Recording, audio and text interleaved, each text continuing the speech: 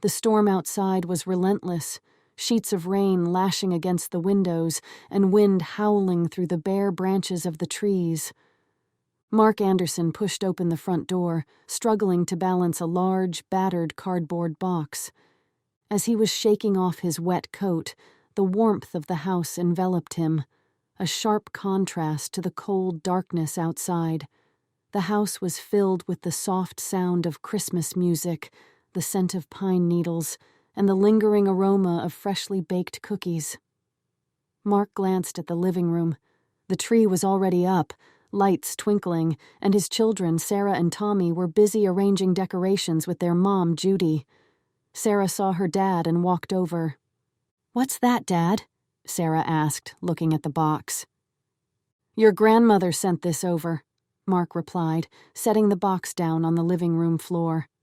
He sighed, a mixture of sadness and nostalgia in his eyes. "It's some of Aunt Lily's old things. You know how she was, always collecting odd trinkets." Aunt Lily had always been known as the family's oddball, a woman with a fascination for the unusual and mysterious. Her house had been filled with strange artifacts, dusty books, and items that seemed to have a story to tell. When she passed, Mark's mother had sorted through her belongings and sent a few things she thought Mark might like, or at least find interesting. Judy knelt beside the box, opening the flaps carefully. Inside were old photo albums, a few worn books, and small knickknacks that seemed to have come from all corners of the world. Sarah and Tommy were captivated by what was inside. But what caught Sarah's eye was something nestled at the bottom. An elf doll, unlike any she had ever seen. Judy pulled it out, her brow furrowing. The elf wore a faded red and green outfit, its edges frayed with age. Its face bore a crooked smile, one that seemed both playful and sinister under the flickering living room Christmas lights. Its eyes were glassy, yet somehow unsettlingly lifelike. Judy couldn't help but feel uneasy, and as strange as it sounds, she didn't like touching it. "It's just because it's old," she told herself. Attached to its arm was a small yellowed note in Aunt Lily's flowing script: "Place on the fireplace mantel for holiday cheer, and be sure to stay on the nice list." Well, that's kind of whimsical, Judy thought to herself. Tommy, who had been watching from behind Judy, made a face. "That thing is creepy. Why did Aunt Lily have something like that?" Judy chuckled, though she felt uneasy as she examined the doll. You know how Aunt Lily was. She had a thing for unique decorations. She turned to Mark, raising an eyebrow. "Should we put it up?" Mark shrugged, trying to dismiss the odd feeling the doll gave him. "Why not? It's just a doll. It'll be fine." He didn't want to say anything in front of the kids, but Aunt Lily had always unsettled him. As a child, her house had felt like stepping into a different world, a strange, dark place filled with things that didn't belong. He remembered the dusty rooms cluttered with oddities, the walls lined with old, yellowing books, and the corners where shadows seemed to linger just a little too long. Aunt Lily would smile at him, her eyes twinkling with secrets, and Mark would do his best to avoid looking at the strange trinkets and dolls that seemed to watch him back. He hated visiting her, the eerie stillness of her home making him feel like he was being swallowed by something he couldn't understand. Even now, the memory of those visits sent a chill down his spine, but he couldn't say any of this in front of the children. After all, it was just a doll, or so he tried to convince himself. Judy placed the elf on the mantel above the fireplace, right between the stockings. Its crooked smile seemed to widen as it settled into its new home, the firelight casting dancing shadows across its face. Sarah shivered, wrapping her arms around herself. There was something about the way the elf sat there, its eyes seeming to follow her every movement, that gave her goosebumps. "Mom," Sarah said quietly, her eyes fixed on the elf. "It feels like the doll is watching me." Judy glanced over at the elf, and then back at her daughter. a playful smile tugging at her lips. "Well then," she said, giving Sarah a gentle nudge, "you'd better make sure you're on your best behavior. You know what the note said." She winked, trying to lighten the mood, but Sarah only managed a half-hearted smile in return. Judy patted her daughter's hair. "Come on, sweetheart. It's just a doll. It's make-believe." "All right, decorations are done for today," Judy announced, clapping her hands. "How about a Christmas movie before bed?" The family gathered on the couch, the room bathed in the warm glow of the Christmas tree lights and the flickering fire. But as the movie played, Sarah couldn't help but glance towards the mantel. The elf sat there, unmoving, but the longer she looked, the more she felt its gaze bore into her. She tried to focus on the screen, but the feeling was relentless, like an itch she couldn't scratch. Halfway through the movie, Tommy leaned over to his mother, his voice barely a whisper. "Mom, can we move the elf? It feels like it's staring at me." Judy smiled, ruffling his hair. "Tommy, not you too. It's just an old doll. There's nothing to be scared of. It's supposed to bring us good luck, remember?" "It never said it would give us good luck, Mommy. It said to behave," Sarah corrected. Judy looked at Sarah. "That's right, so you'd better behave and watch the movie." Sarah turned back to the screen. Tommy nodded and pulled his blanket up around his face so that the elf couldn't look at him any longer. Mark was watching the interaction with his children. "They're right," he thought to himself. "That doll is creepy, and he felt uncomfortable with it even in the room, but he didn't want to scare the children. Besides," he told himself confidently, "it's just a stupid doll." The storm outside raged on, wind rattling the windows, and the shadows cast by the fire seemed to grow longer, darker, almost as if they were reaching out from the corners of the room. As the night wore on, the family tried to ignore the unsettling presence of the elf. But Sarah knew, deep down, that something was wrong. The air felt heavy, as though the house itself was holding its breath. And though the elf never moved, its crooked smile seemed to promise that the Andersons were in for much more than just holiday cheer. Something had entered their home along with Aunt Lily's things, something that was waiting, watching, and biding its time. And Sarah had the distinct feeling that whatever it was, it wouldn't be satisfied with simply sitting on the mantel. The next morning, the storm had subsided, leaving a gray, overcast sky in its wake. The house was quiet as Judy made breakfast, the smell of pancakes wafting through the kitchen. Mark was sipping his coffee, lost in thought, while Sarah and Tommy were still upstairs getting dressed. The elf sat silently on the mantel, its crooked smile catching the morning light, casting an eerie glow over its face. Tommy came downstairs first, rubbing his eyes as he shuffled into the kitchen. He paused mid-step, his gaze locking onto the elf. It was still sitting there, but something felt off. He couldn't quite place it. The feeling was like déjà vu, a strange sense that something had changed without him knowing what. Was the elf sitting like that last night? Instead of in the center of the fireplace mantel, he was now sitting slightly to the left, closer to the television side of the room. "Morning, buddy," Mark said, as Tommy sat down at the table. He gave a half-hearted smile, his eyes still drawn to the mantel. "Dad, I swear that elf moved," he whispered, glancing back at the kitchen door, almost as if he was worried the elf might overhear him. Mark frowned, setting his coffee mug down. "It's just your imagination, Tommy," Mark said, though his voice lacked conviction.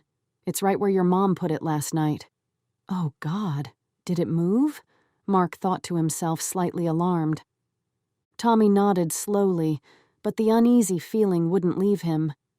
He turned his attention to the pancakes Judy set in front of him, trying to shake off the creeping sense of dread.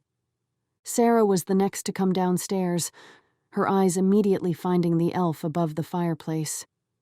She hesitated at the foot of the stairs, her heart skipping a beat. She could have sworn its head was tilted at a slightly different angle, as if it had turned during the night to watch the room from a new vantage point. She swallowed hard, shaking her head. It was just a doll, just like her mom said. Still, she kept her distance as she made her way into the kitchen. Judy smiled as her daughter entered. "Morning, sweetheart. Pancakes are ready," she said, her voice cheerful as she tried to push away the strange unease she herself had felt the night before. She had woken up in the middle of the night with the strangest feeling that something was watching her, and though she'd dismissed it, it had left her restless. She tossed and turned all night and felt as if she had barely slept. "Mom," Sarah said cautiously as she sat down at the table, "can we put the elf somewhere else? I just don't like it." Judy exchanged a quick glance with Mark and then looked back at Sarah, trying to keep her voice light. "Oh, come on now, honey. It's just a little decoration. Maybe you just don't like it because it's an old doll and it looks different than the dolls you see today. They used to even use different materials to make them a long time ago. Besides, it's part of Aunt Lily's collection, and you know how special her things were." "But what if it's bad?" Tommy added, his voice small. Judy sighed, kneeling down beside them. "I promise, it's just a doll. Aunt Lily loved her decorations, and she didn't have anything bad, okay? This is a family heirloom. You'll get used to it, you'll see." She reached out, squeezing their hands. "How about after breakfast? We go out and get some more Christmas lights to decorate the house. That'll make everything feel a bit more cheerful." The children nodded, though neither looked convinced. As they ate breakfast, the elf remained on the mantel, its eyes glinting in the dim light of the living room, its crooked smile seemingly frozen in place, though somehow it looked just a little wider than it had before. The family went about their day, trying to ignore the creeping unease that seemed to have settled in the house. They hung up more decorations, adding bright lights around the windows and placing garlands along the banister. Judy played Christmas music louder than usual, trying to fill the house with festive cheer as if to drown out the unease. But no matter what they did, the elf remained a silent and sinister presence impossible to ignore. That evening, as the family sat down for dinner, the tension was palpable. Every so often, someone would glance at the mantel, their eyes lingering on the elf. It sat in the same position, its head slightly cocked, its glassy eyes staring out into the room. Mark caught Judy staring at it for a long moment, her brow furrowed. "Listen, maybe we should move it," Mark finally said, breaking the silence. He forced a chuckle, trying to shake off the nerves that had built up throughout the day. "It's just a doll, but if it's bothering everyone, we could put it back in the box." Judy hesitated, her eyes on the elf. "Maybe, I don't know. I feel like we should leave it. It's what Aunt Lily would have wanted." She smiled, though it didn't quite reach her eyes. "Besides, it's just a doll, right? We have to stop this. It's silly." Mark nodded, but as he looked back at the elf, a chill ran down his spine. He couldn't shake the feeling that moving it might not be that simple, that somehow. Moving it might invite something worse. He brushed the thought away, telling himself he was being ridiculous, but the unease lingered. It was as if the doll had a power all its own, a presence that reached into the corners of his mind and whispered fears that he couldn't quite ignore. As they cleared the table, Judy collected the plates, while Mark stood by the mantel, staring at the elf. He hesitated, his hand hovering just inches away from it. The air around the doll seemed colder, and he could swear he felt a slight vibration, a hum, as if the doll were alive in some way. He shook his head, pulling his hand back. It was just his imagination, just the stress of the day getting to him. Judy called from the kitchen, breaking his focus. "Mark, are you coming to help, or are you just going to keep staring at that thing?" Mark forced a smile and turned away. Yeah, I'm coming." He joined Judy in the kitchen, trying to ignore the creeping chill that seemed to have followed him. Later that night, after the kids had gone to bed, Mark and Judy settled on the couch, the fire crackling softly. They tried to unwind, talking about their day, the plans for the holidays, but the conversation kept circling back to Aunt Lily and the strange doll. Judy sighed, rubbing her temples. "I don't know why, but that thing just feels wrong," she admitted. "I mean, it's just a doll, but it gives me the creeps. I've never felt like this about anything before." Mark nodded. "I know. It's like it's watching us, isn't it? I don't remember it being so, I don't know, lifelike." Judy shivered, wrapping her arms around herself. "Maybe we should just get rid of it. Put it back in the box and forget about it. I mean, I know we didn't want to scare the kids by admitting it's creepy, but it's so creepy." Mark paused, looking towards the mantel where the elf sat, its crooked smile visible from where they were sitting. "Yeah, maybe tomorrow." Judy nodded, but neither of them moved to do it that night. Something about the thought of touching the doll again felt too daunting, too final. And Mark privately thought it would somehow anger whatever force seemed to linger in its glassy eyes. The house was quiet as they went to bed, but both Mark and Judy tossed and turned, sleep evading them. Downstairs, the elf sat in the dim glow of the dying fire, its eyes glinting with an almost malevolent light. And as the last embers flickered out, the shadows around the elf seemed to grow, stretching out into the darkness, as if reaching for something more. That night, Sarah was awoken by strange noises. It started as a faint whisper, barely audible, like the sound of someone speaking just beyond her understanding. She blinked, her eyes adjusting to the darkness of her room. For a moment, she thought she was dreaming, but then she heard it again. Soft whispers, accompanied by the unmistakable sound of tiny footsteps pattering across the wooden floor downstairs. Sarah's heart began to pound. She pulled her blanket up to her chin, straining her ears to make sure she wasn't imagining it. The noises continued, and curiosity pulled her from her bed. She slipped out from under the covers, her bare feet touching the cool floor as she crept towards her bedroom door.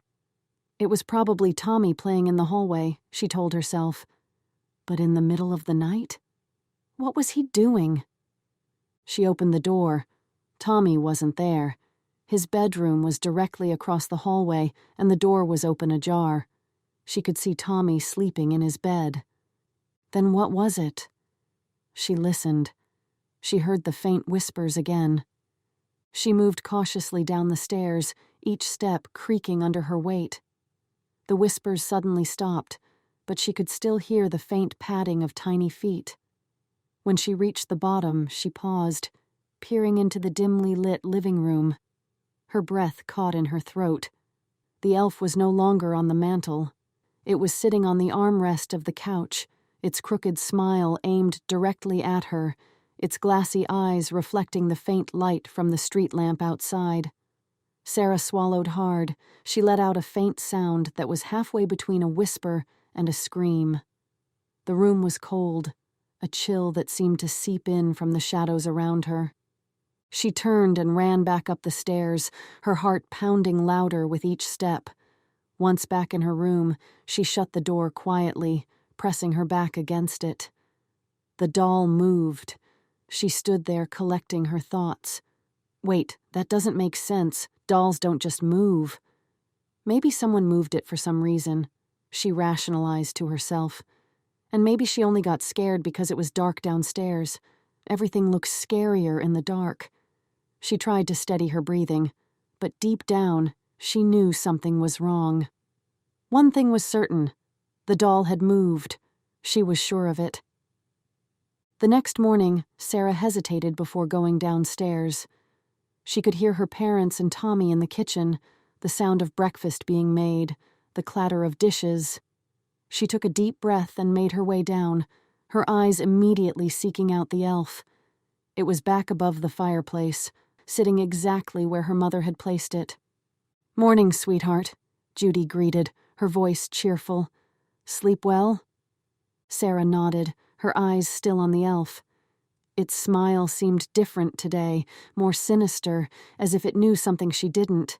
She shivered and turned her attention to the kitchen. "Mom," she said, her voice quiet, "did you move the elf last night?" Judy frowned, looking at her daughter. "No, sweetheart. Why?" "It was on the couch last night," Sarah said, her voice barely above a whisper. "I saw it." Mark chuckled from the table, shaking his head.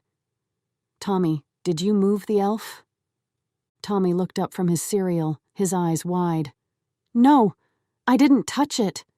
He sounded genuinely confused, even a little scared.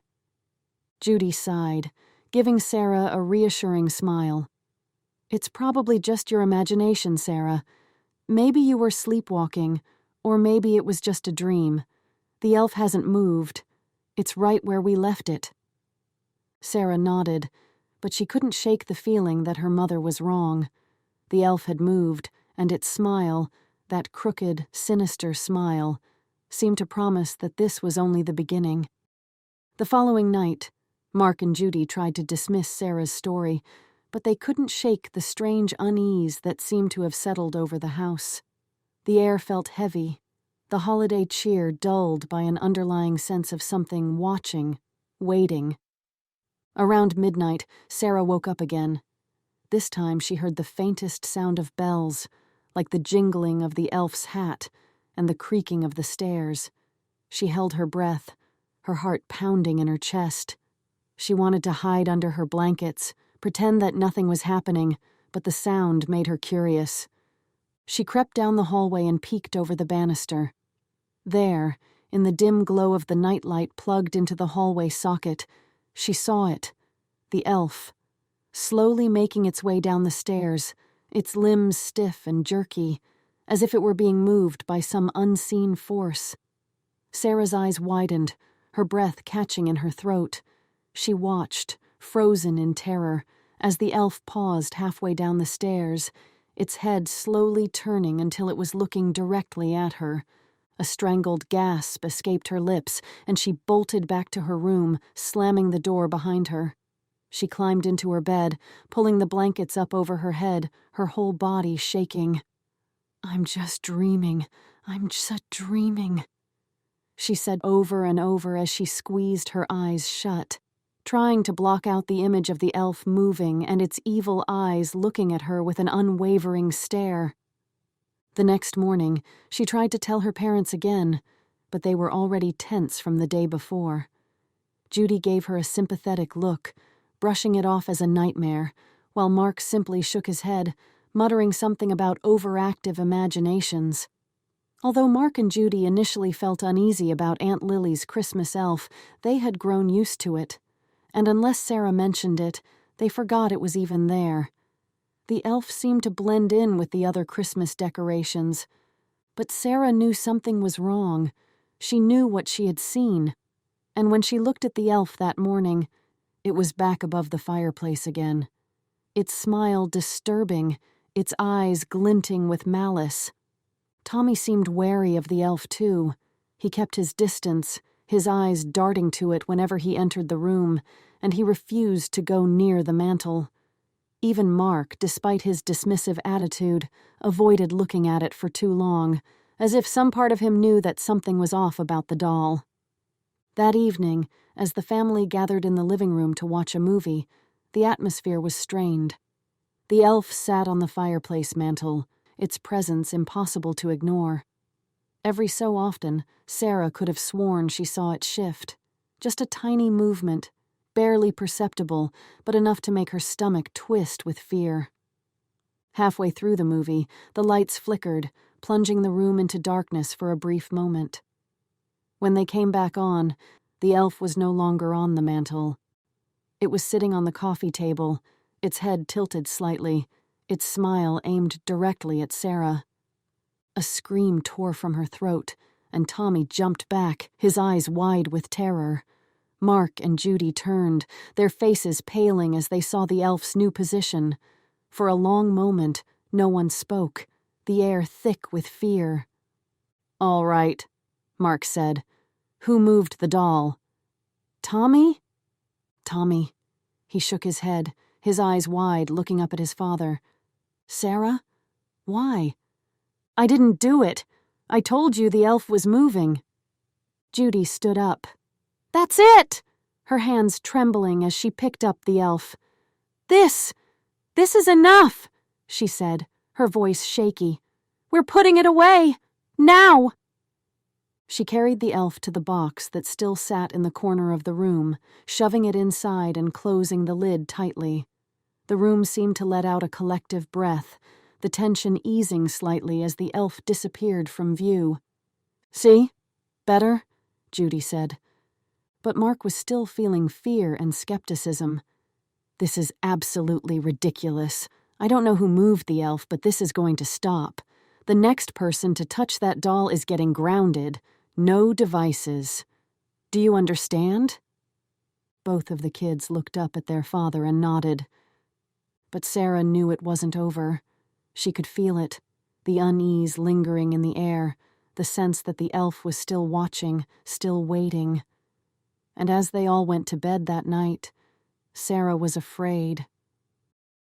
The next morning, the Andersons awoke to find strange messages written in red crayon on pieces of paper scattered throughout the house. The handwriting was crude, as if it had been scrawled by a young child, a child much younger than Sarah and Tommy.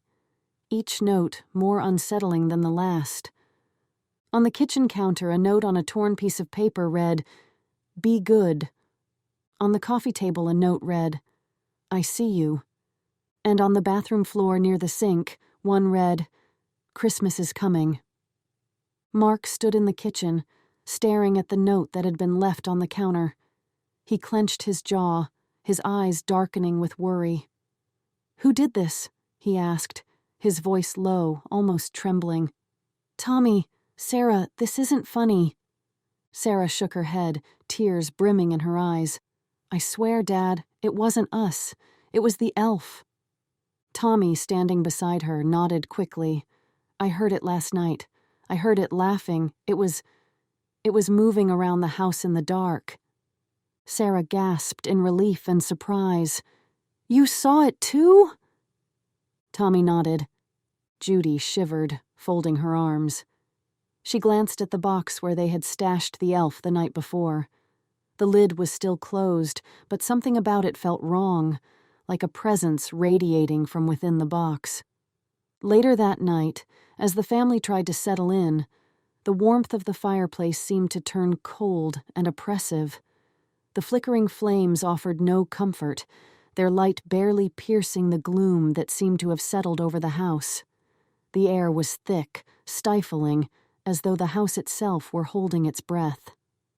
After they put the kids to bed, Mark and Judy tried to watch a movie in the living room, but exhausted from the stress and tension that had been building for days, they both fell asleep on the couch, but their rest was far from peaceful.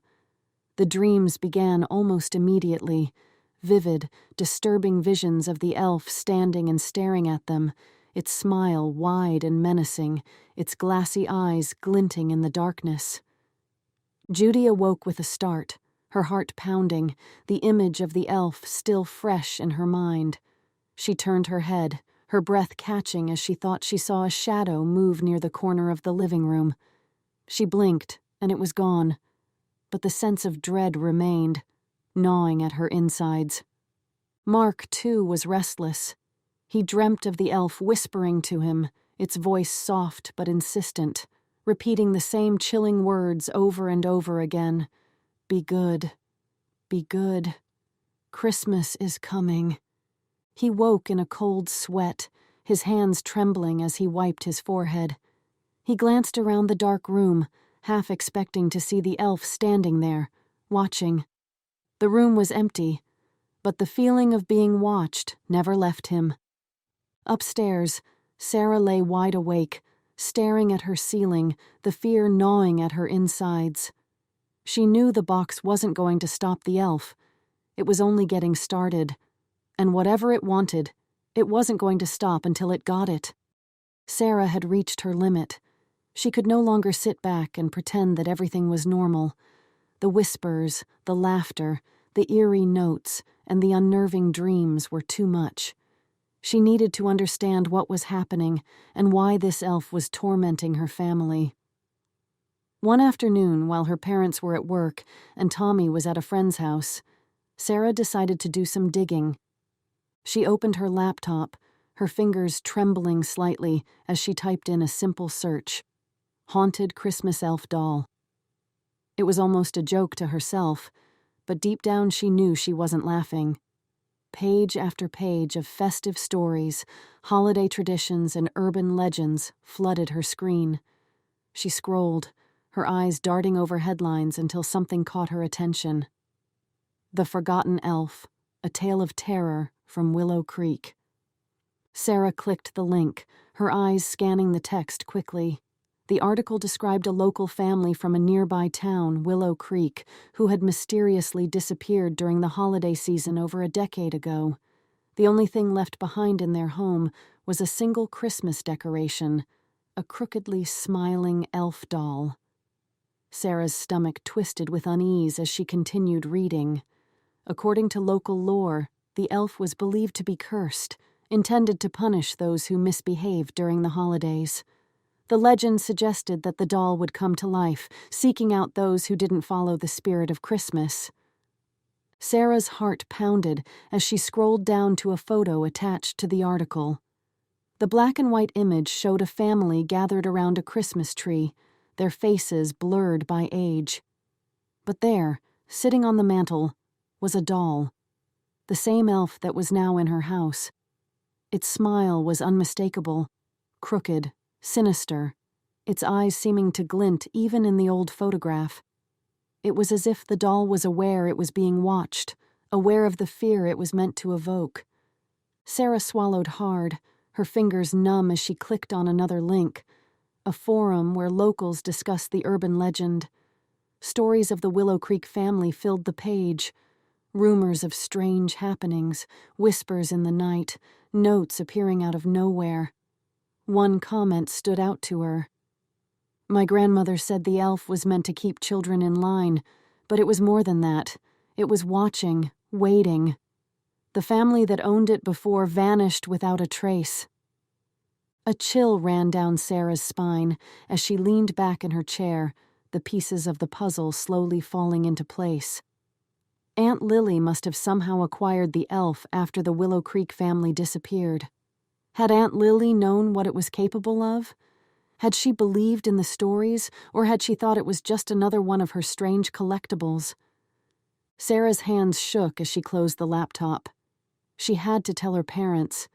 They needed to know what they were dealing with, that this wasn't just a figment of her imagination or a series of bad dreams.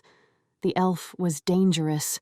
It was real, and it was here, in their home, waiting for them to slip up, to make a mistake.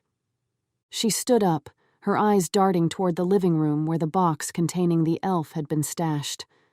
The air felt colder, heavier, as though the house itself knew she had uncovered the truth.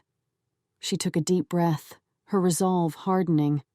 She wasn't going to let her family become another story in a forgotten article. She needed to act before it was too late. Sarah knew she had to convince her parents to get rid of the elf for good. She wasn't sure how she was going to do it, but one thing was clear. The elf's twisted game had to end, and she would do whatever it took to protect the people she loved. Christmas Eve arrived, and the Andersons were on edge. The air in the house felt charged, thick with tension. Every creak, every gust of wind outside seemed amplified, like the house itself was warning them that something terrible was coming. Mark and Judy tried to make the day feel festive, but their forced smiles couldn't hide the fear in their eyes. Sarah, still haunted by what she had discovered, kept a close watch on her little brother, not daring to let him out of her sight. That night, as the family gathered in the living room, the fire roared to life on its own. The sudden burst of flames sent everyone jumping back, startled. The fire grew hotter, the flames unnaturally high, licking at the edges of the mantel, filling the room with an oppressive heat. Then, as if something had turned, the warmth shifted, turning bitterly cold. Black smoke began to billow out, choking the air, and the family coughed, trying to shield their eyes. "What's wrong with it?" Judy shouted, her voice strained as she tried to pull Tommy away from the fireplace. "I don't know," Mark yelled back, moving to the fireplace to assess what could have happened. But the room seemed to darken, the shadows deepening until they almost swallowed the flickering Christmas lights. Then, out of the corner of Sarah's eye, she saw it. The elf. The box in the corner of the room had been thrown open, and the doll was moving in plain sight. Its tiny limbs jerked awkwardly, its eyes now glowing a menacing red. It scurried across the room, an eerie whisper escaping from its painted lips, echoing through the suffocating smoke. "Naughty, naughty children. Christmas is coming. Time to be punished," the elf hissed, its voice a chilling blend of mockery and malice. Sarah's heart raced as she watched the doll move with an unnatural speed, darting toward her brother. Tommy, his eyes wide with terror, seemed to be caught in a trance, his gaze locked on the glowing red eyes of the elf. The whispers grew louder, the elf's voice coaxing and taunting, drawing Tommy towards the fireplace. "Tommy, no!" Sarah screamed, rushing towards her brother. The boy took a step forward, his eyes glazed, his movements mechanical, as though he were being pulled by an invisible force. Judy screamed, her voice raw, while Mark fought to move through the thick smoke, but it was Sarah who reached Tommy first. She grabbed his arm, yanking him back with all her strength. "Tommy, snap out of it!" she yelled, shaking him. The spell seemed to break, and Tommy blinked, his expression shifting from a vacant stare to one of pure terror. The elf let out an inhuman shriek, its eyes blazing as it turned its gaze on Sarah. The fireplace roared again, the flames bursting forth, threatening to consume everything in the room. Sarah held Tommy tightly, pulling him away as the elf advanced, its movements growing more erratic and frenzied, its whispers now a cacophony of angry threats. Mark finally reached through the dark smoke, grabbing both children and pulling them towards the door. "We need to get out of here," he shouted, his voice barely audible over the roar of the fire and the sinister whispers of the elf. Judy was right behind them, her eyes wide with panic. The family stumbled out of the living room, slamming the door shut behind them. The sound of the elf's shrieking laughter echoed through the house, muffled only slightly by the closed door. They collapsed in the hallway, coughing and gasping for breath. Mark looked at Sarah, his eyes wide with a mix of fear and confusion. "What is happening? What is that thing?" Sarah, her heart still pounding, met her father's gaze. "It's the elf. It's cursed. We have to destroy it. I read about it online. I was going to tell you about it, but then this happened. The elf must have known. We have to get rid of it before it's too late." The family exchanged glances, the gravity of the situation settling over them. They knew they couldn't wait any longer. The elf wasn't going to stop, and it was becoming more and more evident that if they didn't act, they might not survive to see Christmas morning. Sarah's mind raced as she tried to remember what it said online. The elf's glowing red eyes and its horrifying whispers replayed in her head like a bad dream.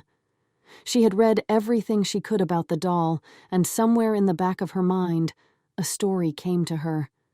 It was something she had read online, a vague mention of how to banish the cursed elf. It required an act of true selflessness, something that showed the spirit of giving and sacrifice. It had to be done on Christmas Eve, when the magic was at its strongest. "I read about this online. We have to make an offering," Sarah said, her voice trembling but determined. She looked at her parents, her eyes pleading for them to understand. "We have to give up something materialistic that we love, something that means the most to us. It's the only way to end this." Mark and Judy exchanged a worried glance. This seemed made up. "Sarah, honey, you can't believe everything you read online," Judy said. "Mom, this is the only way. You saw it move. You saw the fire." The fear in her parents' eyes was obvious. "What could it hurt?" "We have to do something," Mark said. Tommy's face paled as he listened. He clutched his favorite toy, a stuffed bear that he had carried everywhere since he was little. "Do we really have to?" he whispered, his voice shaky. Sarah knelt down beside him, her eyes softening.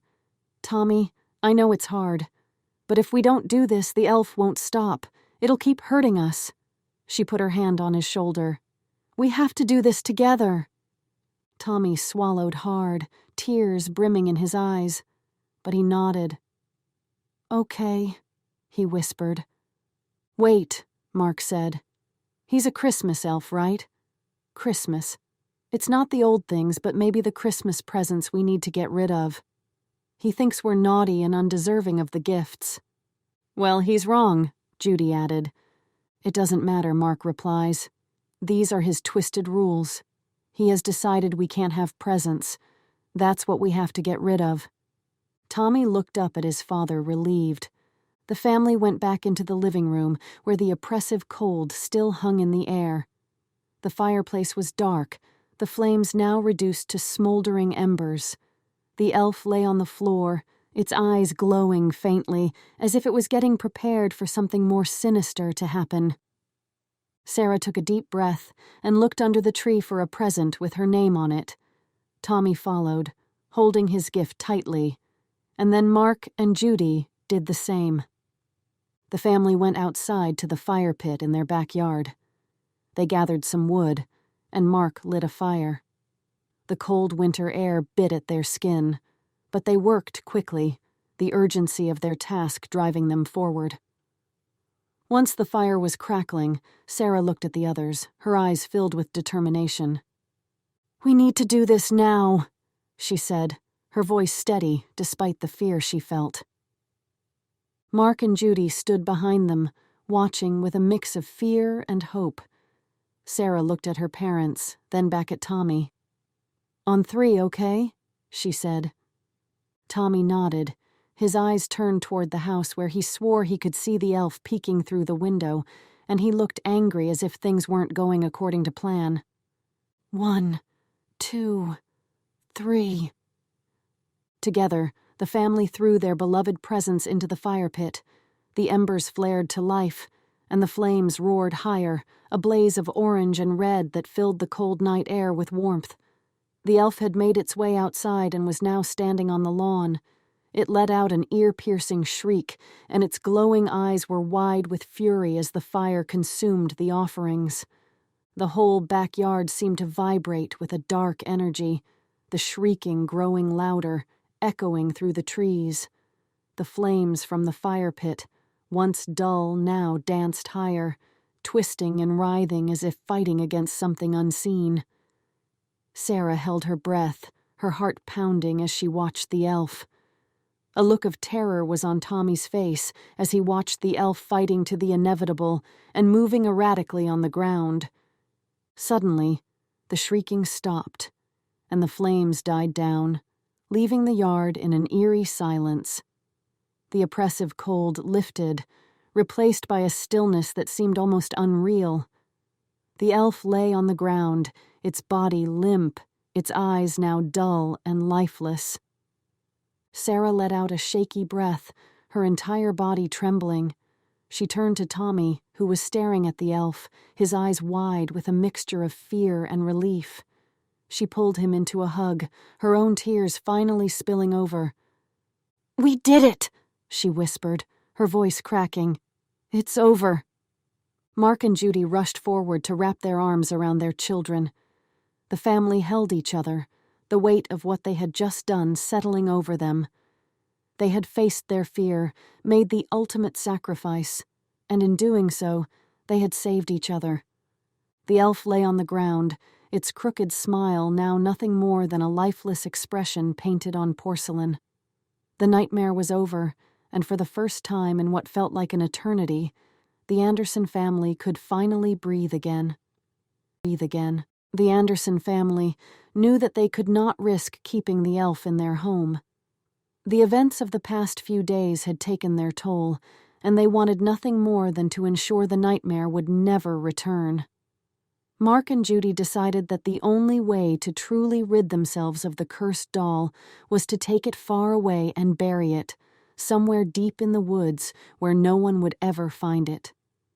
The morning after their terrifying confrontation, Mark packed a shovel, and the entire family drove out to a secluded area in the forest. Snow covered the ground in a thick white blanket, the air cold and still. Sarah looked at the elf sitting in an open box her mother was carrying, its body now limp, the sinister glow in its eyes long gone. Yet just looking at it made her uneasy, and she knew that getting rid of it was the only option. They trudged through the snow until they reached a clearing surrounded by tall, bare trees. Mark dug a hole, the sound of the shovel scraping against the frozen earth echoing through the otherwise silent forest. Judy, Tommy, and Sarah stood by, watching, their breaths visible in the cold air.